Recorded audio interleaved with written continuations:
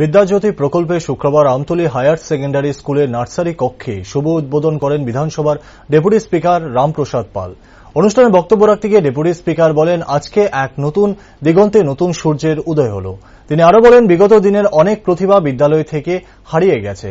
এ রাজ্যে প্রায় ৮০% মানুষ গরিব। স্বাভাবিকভাবে তাদের ক্ষমতা ছিল না তাদের সন্তানদের ইংরেজি মিডিয়াম স্কুলে পড়ানোর।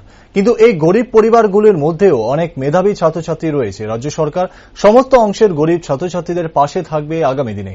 বিদ্যাজ্যোতি প্রকল্পের মাধ্যমে রাজ্যের ছাত্রছাত্রীরা ইংরেজি শিক্ষায় অনেকটাই অগ্রগতি ঘটবে। অনুষ্ঠানে বিদ্যালয়ের প্রধান শিক্ষক সহ অন্যান্য বরিষ্ঠ নাগরিকগণ উপস্থিত ছিলেন।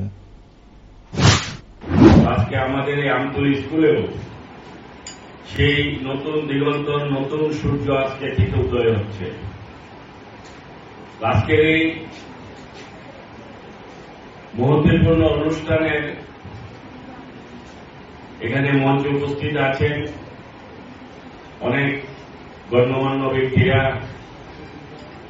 অনেক সম্মানিত ব্যক্তিরা এবং এই বিদ্যালয়ের প্রধান শিক্ষক, শিক্ষিকা, অন্যান্য শিক্ষক মন্ডলী, অভিভাবক, অভিভাবিকা, সর্বোপরি ছাত্র ছাত্রী এবং আজকের যারা যে নতুন বিদ্যাজ্যোতি প্রকল্পের দ্বারা যেটা হচ্ছে, আমাদের এই আমতলী বিদ্যাজ্যোতি প্রকল্পের আওতায় এসেছে, সেই নতুন ক্লাস আজ থেকে শুরু হচ্ছে, নতুন ভবন শুরু হচ্ছে, তারই অঙ্গ হিসেবে আমি এখানে এসেছি।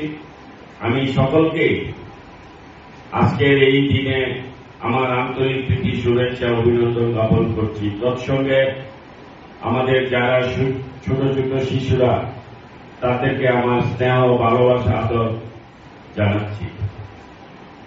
আসলে এই